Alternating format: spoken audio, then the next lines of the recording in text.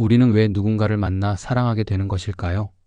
수많은 사람들 가운데 하필이면 그 사람을 그 시기에 그 자리에서 만나게 된 것은 과연 우연일까요? 아니면 어떤 보이지 않는 흐름이 우리를 그렇게 이끈 것일까요? 그리고 우리는 왜 그토록 깊이 사랑했던 사람과 헤어지고 또 다른 누군가를 만나 새로운 인연을 시작하게 되는 것일까요?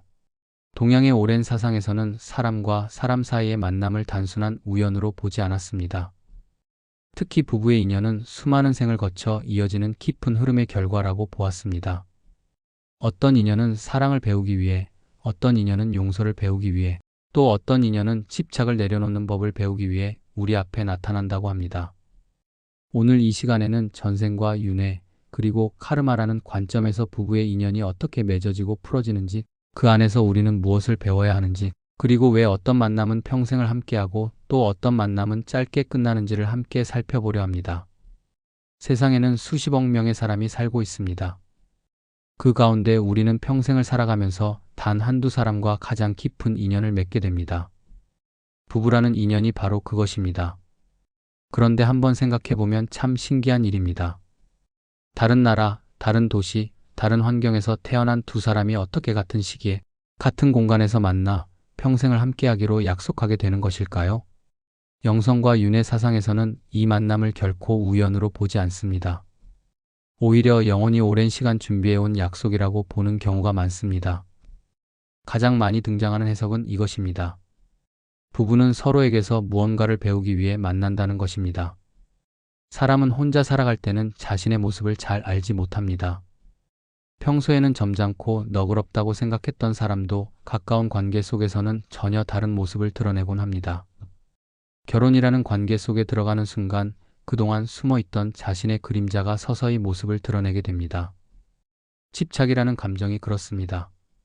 사랑이라는 이름으로 시작했지만 어느 순간 상대의 일거수일투족을 알고 싶어하고 상대가 다른 사람과 가까이 지내는 모습을 견디지 못하게 됩니다. 질투라는 감정도 마찬가지입니다. 평소에는 자신이 그렇게 좁은 사람인 줄 몰랐는데 결혼 생활 속에서 자기 안에 이런 감정이 있었다는 사실에 스스로 놀라게 됩니다. 소유욕, 의존성, 외로움, 인정받고 싶은 욕구, 그리고 사랑하고 싶고 사랑받고 싶은 마음. 이런 감정들은 모두 가장 가까운 관계 속에서 가장 진하게 드러나게 됩니다. 반대로 좋은 자질도 함께 드러나게 됩니다.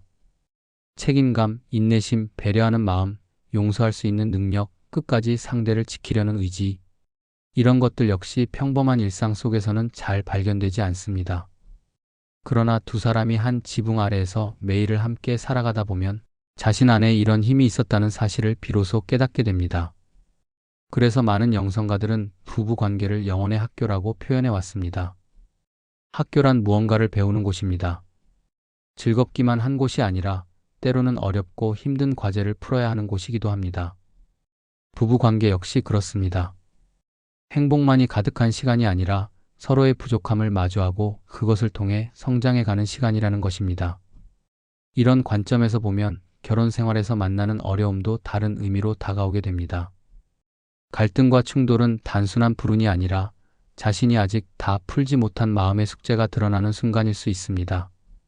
상대에게서 자꾸 거슬리는 모습을 발견하게 된다면 그것은 사실 자기 안에도 비슷한 모습이 있기 때문이라는 해석도 있습니다.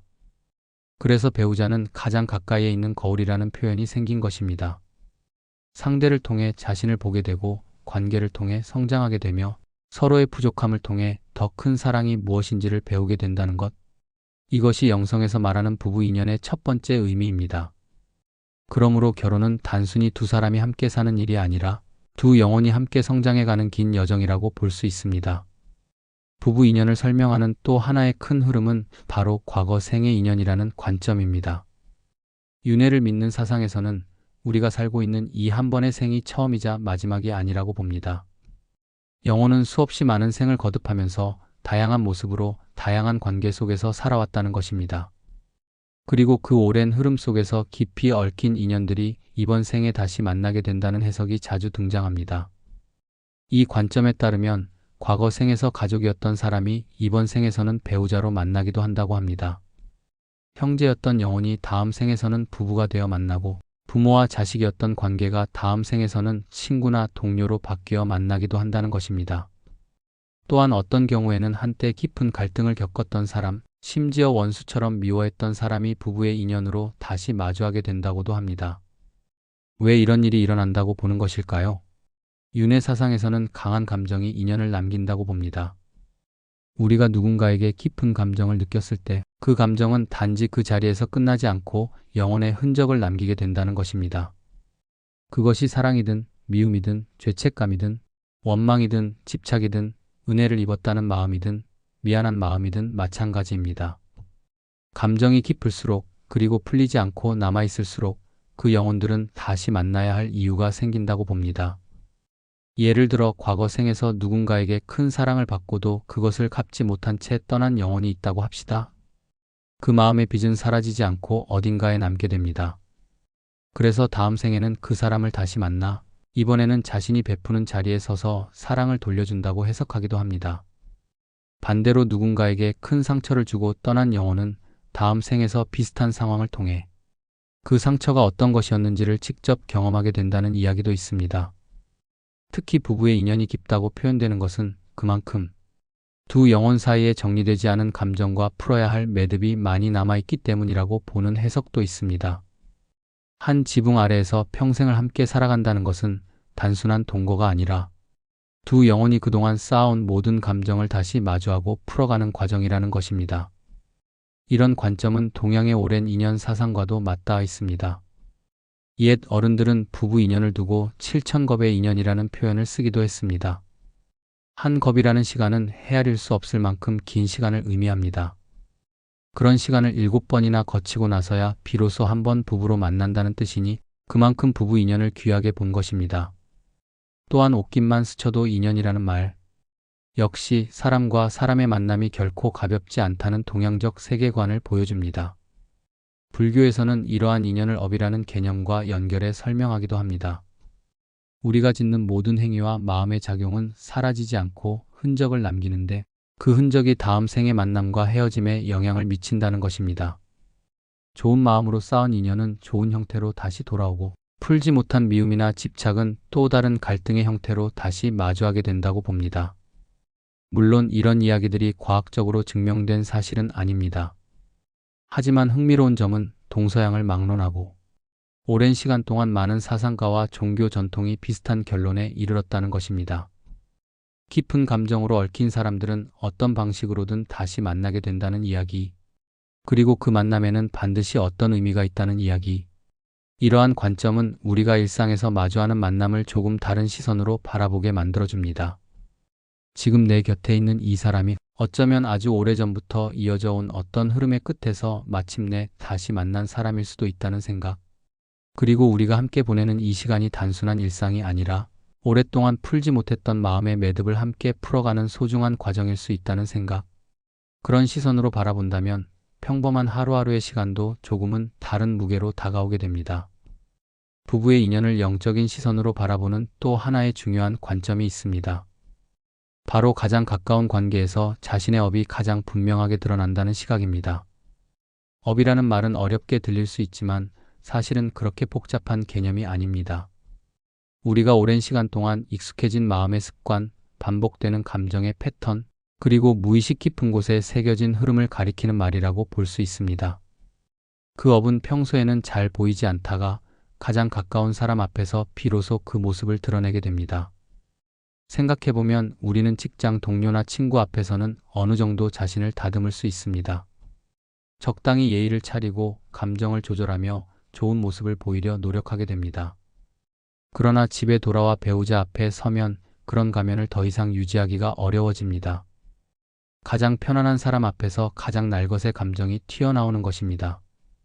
그래서 영성에서는 결혼 생활을 두고 자신도 미처 몰랐던 자기 자신을 매일 새롭게 만나는 시간이라고 표현하기도 합니다. 지나친 통제 성향을 가진 사람을 한번 생각해 봅니다. 평소에는 자신이 그런 사람인 줄도 모르고 살아갑니다. 그러나 결혼 생활에서는 그것이 매일같이 드러나게 됩니다. 상대의 옷차림을 일일이 간섭하고 친구 관계를 못마땅해 하며 돈을 어디에 어떻게 쓰는지를 사사건건 확인하려 합니다. 본인은 사랑이라고 생각하지만 상대는 점점 숨이 막혀옵니다. 이런 통제 욕구는 사실 마음 깊은 곳에 자리 잡은 두려움에서 비롯되는 경우가 많다고 합니다. 상대를 잃을지도 모른다는 불안, 자신이 통제하지 못하면 무너질 것 같다는 두려움. 그 두려움이 통제라는 형태로 표현되는 것입니다. 폭력적인 성향 역시 마찬가지입니다. 평소에는 점잖아 보이던 사람도 가까운 관계 속에서는 거친 말과 행동이 튀어나올 수 있습니다. 무책임함이라는 성향도 그렇습니다. 결혼 전에는 잘 보이지 않던 책임, 회피의 습관이 함께 살아가는 일상 속에서 매번 같은 모습으로 반복되곤 합니다. 자신이 져야 할 짐을 슬며시 상대에게 미루는 모습, 어려운 결정을 자꾸 회피하는 태도, 약속을 가볍게 여기는 습관. 이런 것들은 모두 가장 가까운 관계에서 가장 선명하게 드러나게 됩니다. 집착과 배신이라는 문제도 부부 관계 속에서 자주 등장하는 주제입니다. 한쪽이 지나치게 매달리거나 또 다른 한쪽이 마음을 다른 곳에 두는 일이 반복되기도 합니다. 그리고 그것이 한 번으로 끝나지 않고 평생에 걸쳐 비슷한 양상으로 반복되는 경우도 있습니다. 영성에서는 이런 반복을 단순한 우연이 아니라 아직 풀리지 않은 마음의 숙제가 그 사람의 삶에 계속해서 나타나는 것이라고 해석합니다. 희생을 강박처럼 짊어지는 사람도 있습니다. 자신의 모든 것을 가족을 위해 쏟아붓는 모습은 겉으로는 아름다워 보이지만 그 안에는 자신을 돌보지 못하는 깊은 결핍이 숨어 있는 경우도 적지 않다고 합니다. 인정받고 싶은 욕구도 마찬가지입니다. 누군가에게 끊임없이 칭찬과 인정을 받아야만 자신이 존재한다고 느끼는 사람은 결혼 생활 속에서 그 욕구가 충족되지 않을 때 큰 고통을 겪게 됩니다. 영성에서 말하는 핵심은 바로 여기에 있습니다. 배우자는 우리에게 행복만을 주는 존재가 아니라 자신의 내면을 비추어주는 거울과 같은 존재라는 것입니다. 거울은 좋은 모습만 보여주지 않습니다. 정리되지 않은 머리도 피곤한 얼굴도 감추고 싶은 표정도 그대로 비추어줍니다. 부부관계 역시 그렇습니다. 사랑스러운 모습뿐 아니라 자신도 외면하고 싶었던 그늘진 부분까지 함께 비추어주는 관계라는 것입니다. 이 거울을 어떻게 받아들이느냐에 따라 결혼 생활의 방향이 크게 달라진다고 합니다. 거울에 비친 자신의 모습을 외면하고 거울을 탓하는 사람은 결국 같은 문제를 다른 사람에게서도 다시 만나게 된다고 봅니다. 반대로 그 거울을 통해 자신의 모습을 정직하게 바라보고 다듬어가는 사람은 관계 속에서 점점 더 성숙한 자리에 도달하게 된다는 것입니다.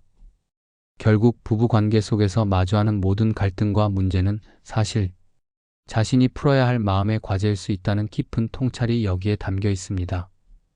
부부 관계를 이야기할 때 가장 무거운 주제 가운데 하나가 바로 이혼입니다.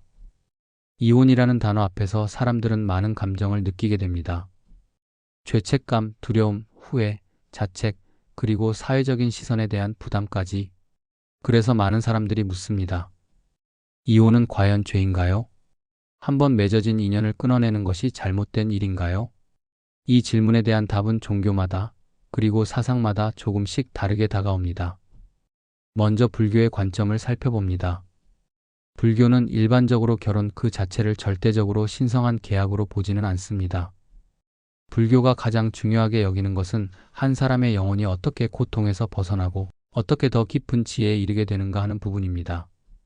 그래서 불교에서 강조하는 것은 집착을 줄이는 삶, 탐욕을 내려놓는 삶, 분노를 다스리는 삶, 그리고 어리석음에서 벗어나는 삶입니다. 이러한 관점에서 보면 폭력과 학대, 그리고 견디기 힘든 고통이 가득한 관계 속에서 억지로 인연을 이어가는 것이 반드시 옳다고 보지는 않습니다. 오히려 그런 관계 속에 머무르면서 자신과 상대 모두가 더 큰 고통과 어리석음에 빠져드는 것을 경계합니다. 다만 불교는 이혼을 가볍게 권하지도 않습니다. 헤어짐의 과정에서 원망과 증오, 그리고 복수심을 강하게 남기게 되면 그 마음의 흔적이 또 다른 고통의 씨앗이 되어 자기 자신을 따라다닌다고 보기 때문입니다. 그래서 불교적 시선에서 중요한 것은 이혼을 했느냐 하지 않았느냐가 아니라 어떤 마음으로 그 과정을 지나갔느냐 하는 부분입니다. 미움과 원망을 가득 안은 채 헤어지는 것이 아니라 가능한 한 상대를 이해하고 자신의 마음을 다스리며 서로의 길을 인정하고 놓아주는 자세를 더 중요하게 본다는 것입니다. 헤어짐 그 자체보다 헤어지는 마음의 모양이 그 사람의 다음 삶에 영향을 미친다는 깊은 가르침이 여기에 담겨 있습니다. 이번에는 기독교의 관점입니다. 기독교는 전통적으로 결혼을 매우 신성한 관계로 여겨왔습니다. 두 사람이 하느님 앞에서 약속한 인연이라는 의미를 강하게 부여하기 때문입니다. 그래서 오랫동안 기독교에서는 이혼을 쉽게 권장하지 않는 흐름이 강했습니다.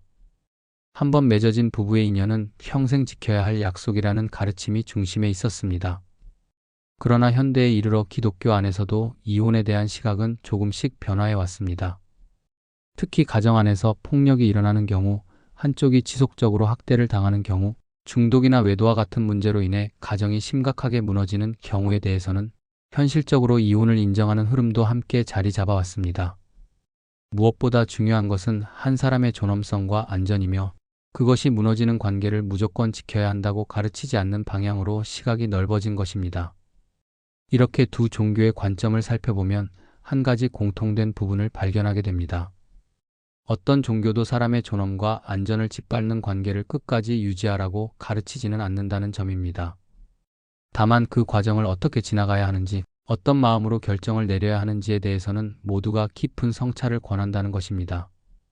그렇다면 이혼이 죄인가 아닌가 하는 질문에는 어떻게 답할 수 있을까요? 영성과 종교의 깊은 흐름을 함께 살펴보면 이혼 그 자체는 죄도 아니고 영광도 아닙니다. 중요한 것은 그 결정에 이르기까지 자신이 얼마나 진실하게 마음을 다했는가, 그리고 그 이후의 삶을 어떤 자세로 살아가는가 하는 부분입니다. 모든 노력을 다한 끝에 내려진 결정은 그 자체로 무겁고 진실한 결정입니다. 반대로 충분히 마주하지 않고 회피한 끝에 내려진 결정은 또 다른 형태의 미해결 과제를 남기게 됩니다. 그래서 영성가들은 종종 이렇게 말합니다. 함께 가는 것도 수행이고 헤어지는 것도 수행이라고 말입니다. 함께 살아가는 동안에는 서로를 통해 자신을 다듬어가는 수행이 되고 헤어져야 하는 순간이 온다면 그 순간에는 미움 없이 놓아주는 수행이 된다는 것입니다. 결국 부부관계의 본질은 함께 살고 있느냐 헤어졌느냐 하는 외형이 아니라 그 관계를 통해 자신의 마음이 얼마나 성숙해졌느냐에 있다는 깊은 통찰이 여기에 자리 잡고 있습니다.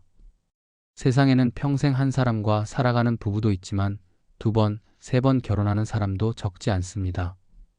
누군가는 그것을 인생의 실패라고 부르기도 하고 또 누군가는 그저 인연의 흐름이라고 받아들이기도 합니다. 영성과 윤회의 시선에서는 이 또한 단순히 운이 없거나 사람을 잘못 만났기 때문이라고 단정짓지 않습니다. 그 안에도 영원히 거쳐가야 하는 어떤 흐름이 있다고 보는 관점이 있습니다. 가장 먼저 이야기되는 해석은 다양한 경험을 하기 위해서라는 시각입니다. 사람의 영혼은 한 가지 관계 속에서만 배울 수 있는 것이 있고 또 다른 관계 속에서만 배울 수 있는 것이 따로 있다고 봅니다. 어떤 영혼은 한 사람과의 깊은 사랑을 통해 평생에 걸쳐 한 가지 주제를 배우기도 합니다. 그러나 또 어떤 영혼은 서로 다른 사람과의 만남을 통해 사랑이라는 감정의 여러 모습을 다양하게 경험해야 할 때가 있다고 봅니다. 첫 번째 결혼에서는 사랑이라는 감정에 푹 빠져드는 경험을 할 수 있습니다. 두 번째 결혼에서는 상실의 아픔을 견뎌낸 끝에 만난 책임감과 헌신이라는 주제를 마주하게 될 수도 있습니다. 또 어떤 사람은 한 번의 결혼에서 깊은 외로움을 배우고 다음 결혼에서는 비로소 진정한 동반자라는 것이 무엇인지를 경험하게 되기도 합니다. 사랑, 상실, 책임, 독립, 가족이라는 의미, 그리고 혼자 견뎌내야 하는 외로움. 영혼은 여러 관계를 거치면서 이런 다양한 풍경을 통과하게 된다는 것입니다. 물론 또 하나의 해석도 있습니다. 같은 문제를 반복하는 경우입니다. 어떤 사람은 결혼을 여러 번 하지만 매번 비슷한 유형의 사람을 만나게 됩니다. 그리고 그 관계 속에서 매번 비슷한 갈등을 겪게 됩니다. 사람만 바뀌었을 뿐 그 안에서 벌어지는 일은 거의 똑같이 흘러간다는 것입니다. 처음에는 그저 운이 나빴다고 생각합니다. 두 번째도 어쩌다 그런 사람을 또 만났다고 여깁니다. 그러나 세 번째, 네 번째에 이르면 비로소 한 가지 질문이 마음 깊은 곳에서 떠오르게 됩니다. 혹시 문제는 상대가 아니라 내 안에 있는 것이 아닐까 하는 질문입니다. 영성의 관점에서는 이런 반복을 두고 아직 배워야 할 마음의 패턴이 남아있기 때문이라고 해석합니다. 그 사람이 해결해야 할 어떤 내면의 숙제가 풀리지 않은 채로 남아있어서 비슷한 상황이 다른 사람을 통해 계속해서 다시 나타난다는 것입니다. 마치 풀지 못한 시험 문제가 형태만 바뀌어 다시 나타나는 것과 비슷한 흐름이라고 볼 수 있습니다. 심리학에서도 이와 비슷한 설명이 있습니다. 어린 시절에 형성된 애착의 모양, 부모와의 관계 속에서 새겨진 깊은 상처, 그리고 무의식 속에 자리 잡은 익숙한 패턴이 사람의 선택에 큰 영향을 미친다는 것입니다. 본인은 새로운 사람을 만난다고 생각하지만 실제로는 어딘가 익숙한 향기를 지닌 사람에게 자꾸 마음이 끌리는 경우가 많다고 합니다.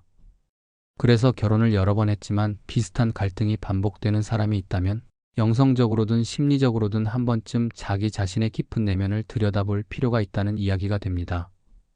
결국 결혼을 여러 번 한다는 것 그 자체가 잘못된 일은 아닙니다. 중요한 것은 매번의 관계 속에서 무엇을 배우고 어떻게 자신을 다듬어 가느냐 하는 부분입니다. 같은 자리를 맴도는 반복이 아니라 한 걸음씩 더 성숙해지는 흐름으로 이어진다면 그 모든 관계는 의미 있는 여정의 한 장면이 될 수 있다는 것입니다.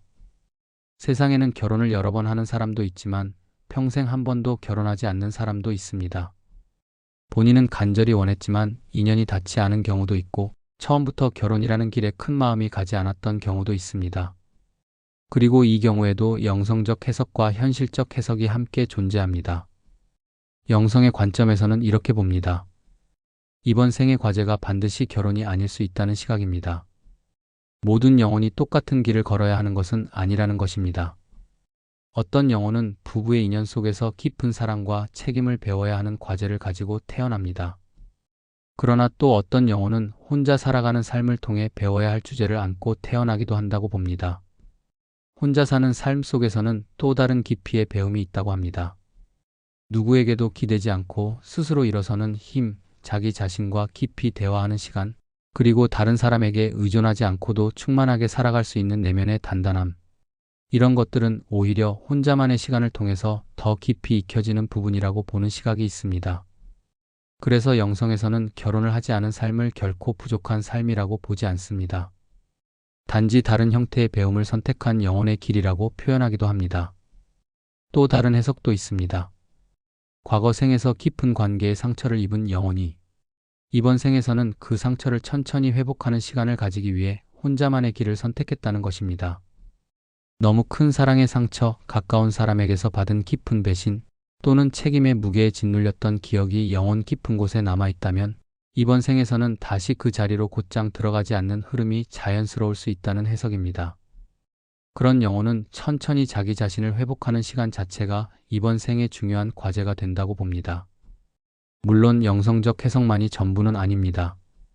현실적으로 볼 때도 결혼이 어려워진 데에는 많은 이유가 있습니다.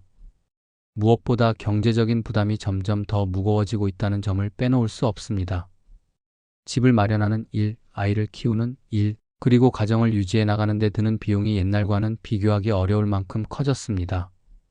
이런 현실 앞에서 결혼이라는 결정을 쉽게 내리지 못하는 사람이 많아진 것은 자연스러운 흐름입니다. 사회 전체의 변화도 큰 영향을 미치고 있습니다. 결혼이 인생의 당연한 과정이라고 여겨지던 시대에서 이제는 결혼이 여러 선택지 가운데 하나로 자리 잡은 시대로 옮겨왔습니다. 가치관도 다양해졌습니다. 누군가와 평생을 함께하는 삶을 소중히 여기는 사람도 있고 자기만의 시간을 더 소중히 여기는 사람도 있습니다. 어느 쪽이 옳다고 단정할 수 없는 시대가 된 것입니다. 인간관계 자체에 어려움을 느끼는 사람도 있습니다. 사람과 깊이 부딪히는 경험에서 큰 상처를 받았던 사람은 다시 한번 누군가와 가까이 살아가는 일이 두렵게 느껴질 수 있습니다. 또 누군가는 연애의 기회 자체가 좀처럼 주어지지 않는 환경 속에서 시간이 흘러가기도 합니다. 그리고 점점 더 강해지는 개인주의의 흐름 속에서 혼자만의 삶이 주는 자유와 평온함을 더 깊이 사랑하게 된 사람들도 있습니다. 이렇게 보면 결혼을 하지 않는 삶에는 영성적인 이유와 현실적인 이유가 함께 얽혀 있다고 할 수 있습니다. 중요한 것은 결혼을 했느냐 하지 않았느냐 하는 외적인 모양이 아니라 자신에게 주어진 삶의 자리에서 얼마나 깊이 자신을 가꾸어 가고 있느냐 하는 부분입니다. 결혼이라는 길을 걷든 혼자만의 길을 걷든 그 길 위에서 자기 자신과 정직하게 마주하고 있다면 그것은 그 자체로 의미 있는 영혼의 여정이 됩니다. 부부의 인연만큼이나 어쩌면 그보다 더 깊은 인연이 있습니다. 바로 부모와 자식의 관계입니다. 우리는 누구나 누군가의 자식으로 이 세상에 태어났고 또 누군가는 부모가 되어 자식을 길러내게 됩니다. 영성의 시선에서는 이 관계 역시 결코 우연한 만남이 아니라고 봅니다. 오히려 부부의 인연과 함께 가장 깊은 업의 흐름이 드러나는 관계로 보는 경우가 많습니다. 영성에서는 이렇게 말합니다. 부모와 자식은 서로를 통해 배우기 위해 만난 영혼이라는 것입니다. 부모는 부모대로 배워야 할 주제를 가지고 있고 자식은 자식대로 배워야 할 주제를 안고 태어난다고 봅니다. 그리고 이 두 영혼이 한 가족이라는 울타리 안에서 서로의 배움을 도와가는 관계라는 것입니다. 부모가 자식을 통해 배우는 것은 무엇일까요? 가장 먼저 이야기되는 것은 책임이라는 주제입니다. 한 생명이 태어나 자라나기까지 부모는 자신의 시간과 마음 그리고 많은 것을 내어주게 됩니다. 평생 자신만을 위해 살아왔던 사람도 자식 앞에서는 자기보다 더 소중한 존재가 있다는 사실을 처음으로 깨닫게 됩니다. 그것이 바로 책임이 시작되는 자리입니다. 희생이라는 주제도 함께 다가옵니다. 자식이 아프면 부모는 잠을 이루지 못합니다.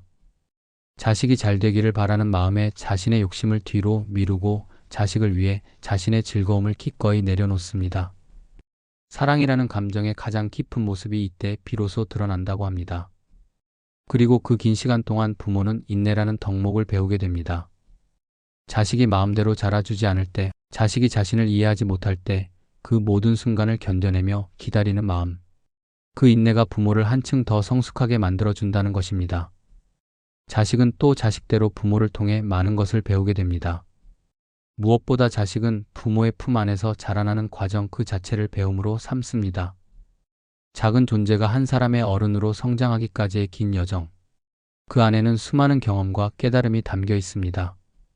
그리고 어느 순간이 되면 자식은 부모의 그늘에서 벗어나 자신만의 길을 걸어가야 합니다. 그것이 독립이라는 주제입니다. 자식이 자라면서 마주하는 또 하나의 깊은 주제는 용서입니다. 부모도 사람이기에 완벽하지 않습니다. 때로는 자식에게 의도하지 않은 상처를 남기기도 하고 자식의 마음을 알아주지 못하기도 합니다. 자식은 자라면서 그런 부모의 모습 앞에서 깊은 갈등을 겪게 됩니다. 그리고 시간이 흘러 자신도 어른이 되어 부모의 자리에 서게 될 때 비로소 부모를 한 사람의 인간으로 이해하게 되는 순간이 찾아옵니다. 그 이해의 마음이 곧 용서로 이어진다고 합니다. 가족이라는 관계는 그래서 가장 사랑이 크고 또 가장 상처도 깊은 자리가 됩니다. 부부 사이의 갈등도 깊지만 부모와 자식 사이의 갈등은 또 다른 결을 가지고 있습니다. 우리는 부모를 선택할 수 없고 자식 역시 부모가 선택할 수 있는 존재가 아닙니다. 영혼이 이 관계 속으로 들어오는 순간 두 사람은 평생을 함께 흘러가야 하는 깊은 인연으로 묶이게 됩니다. 그래서 일부 영성가들은 가족 관계를 두고 가장 어려운 수행이라고 표현하기도 합니다.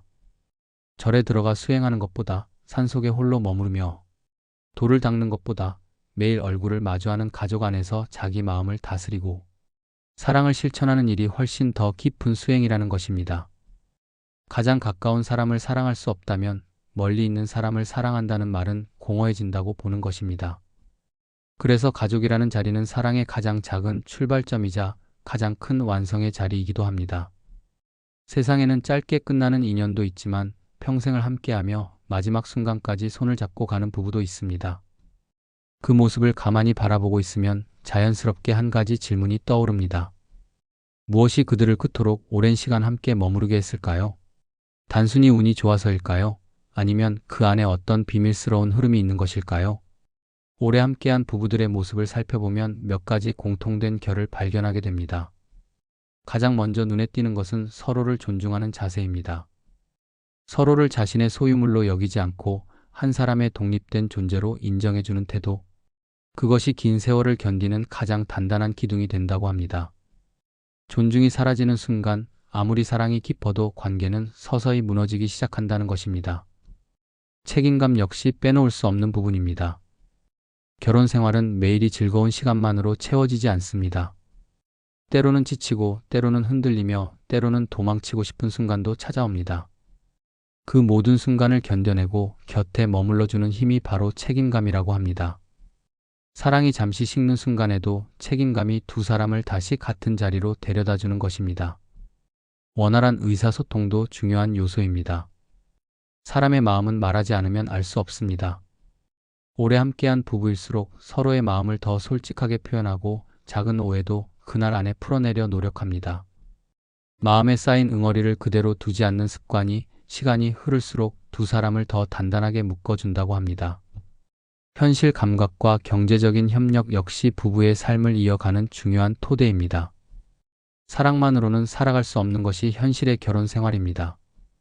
두 사람이 함께 가정을 운영해 나가기 위해서는 돈을 어떻게 쓰고, 어떻게 모으고, 어떻게 나누어 갈 것인지에 대한 깊은 합의가 필요합니다. 이 부분에서 마음이 잘 맞는 부부일수록 오랜 세월을 평온하게 함께 걸어갈 수 있다고 합니다. 감정을 다스리는 능력도 빼놓을 수 없습니다.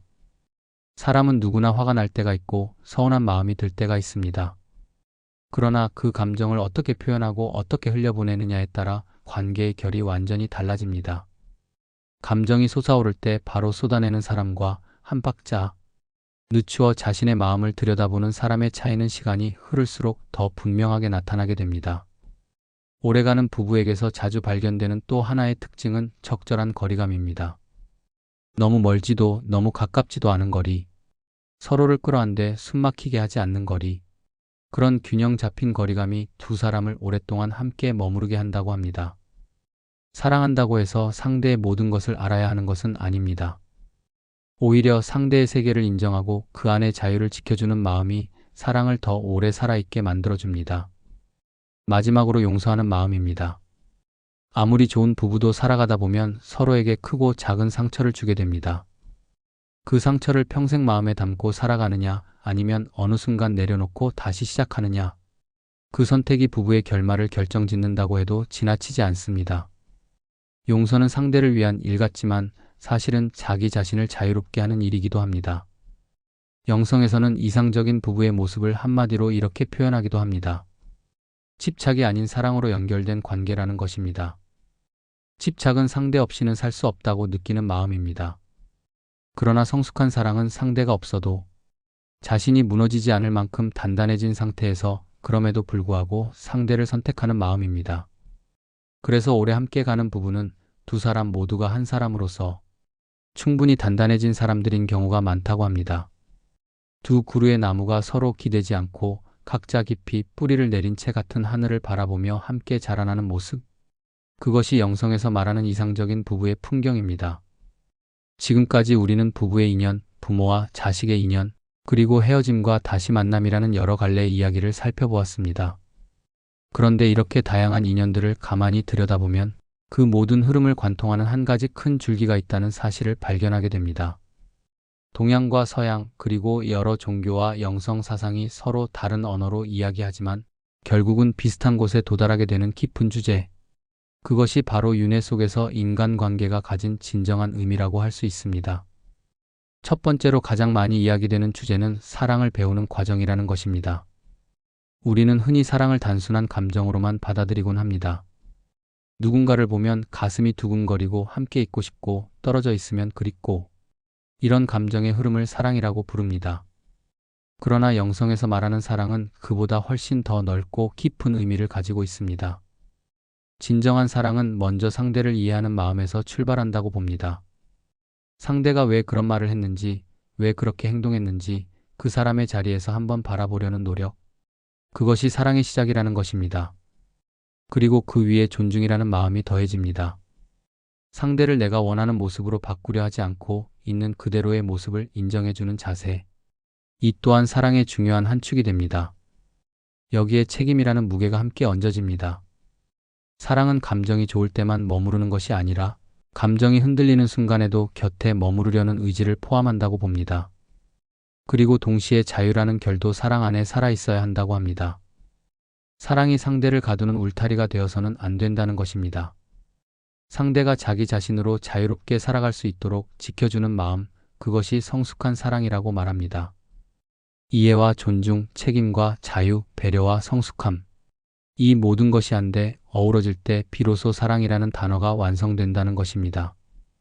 그리고 영혼은 수많은 인연을 거치면서 이 사랑의 깊은 결을 한 겹 한 겹 배워 가게 된다고 봅니다. 두 번째로 빼놓을 수 없는 주제는 집착을 줄이는 과정이라는 것입니다. 영성에서는 사랑과 집착을 매우 분명하게 구분합니다. 사랑처럼 보이지만 사실은 집착인 경우도 많고, 차가워 보이지만 사실은 더 깊은 사랑인 경우도 있다고 합니다. 그렇다면 사랑과 집착의 차이는 무엇일까요? 집착은 상대를 자신의 일부로 만들고 싶어 하는 마음입니다. 상대의 모든 것을 알고 싶어 하고 상대의 시간과 마음을 자신의 것으로 차지하고 싶어 합니다. 그리고 상대가 자신에게서 조금이라도 멀어지려고 하면 견디지 못하는 마음입니다. 더 깊이 들여다보면 집착은 상대 없이는 자신이 살 수 없다고 느끼는 깊은 두려움에서 비롯되는 경우가 많다고 합니다. 반면 성숙한 사랑은 상대를 자신의 일부로 만들지 않습니다. 오히려 상대가 자신의 길을 걸어갈 수 있도록 곁에서 응원해주는 마음입니다. 두 사람이 함께 있어도 각자의 세계가 존중받고 떨어져 있어도 서로의 마음이 무너지지 않습니다. 함께 있을 때는 더 풍성해지지만 혼자 있을 때도 충분히 단단한 상태. 그것이 영성에서 말하는 성숙한 사랑의 모습입니다. 윤회 사상에서는 영혼이 수많은 생을 거치면서 이 차이를 천천히 배워 간다고 봅니다. 처음에는 집착에 가까운 사랑에서 시작해서 점점 더 깊고 자유로운 사랑으로 옮겨간다는 것입니다. 그래서 어떤 영혼은 첫 번째 인연에서 집착이라는 감정에 휘둘리고 두 번째 인연에서 그 집착의 무게를 깨닫고 세 번째 인연에서야 비로소 진정한 사랑이 무엇인지를 알게 된다는 해석도 있습니다. 세 번째 주제는 자신을 이해하는 과정이라는 것입니다. 사실 우리가 관계 속에서 겪는 모든 갈등은 그 뿌리를 따라가다 보면 결국 자기 자신의 내면 문제와 연결되어 있는 경우가 많다고 합니다. 상대 때문에 화가 난다고 생각하지만 사실은 자기 안에 있는 어떤 상처가 건드려졌기 때문에 화가 난 것이라는 시각입니다. 가장 대표적인 예가 버림받음에 대한 두려움입니다. 어린 시절 충분한 사랑을 받지 못한 사람은 어른이 되어서도 상대가 자신을 떠날까봐 두려워하는 마음을 깊이 안고 살아가게 됩니다.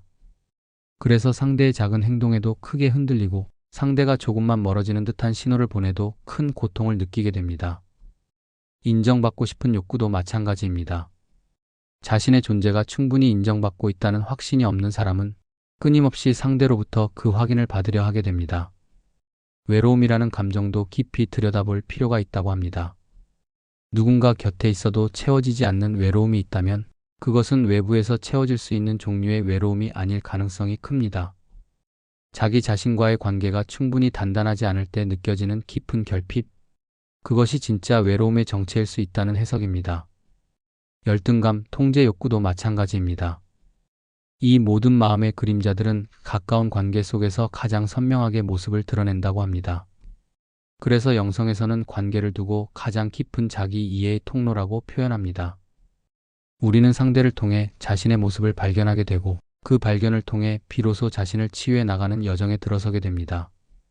사랑을 배우고 집착을 내려놓고 자기 자신을 이해해가는 이 세 가지 흐름.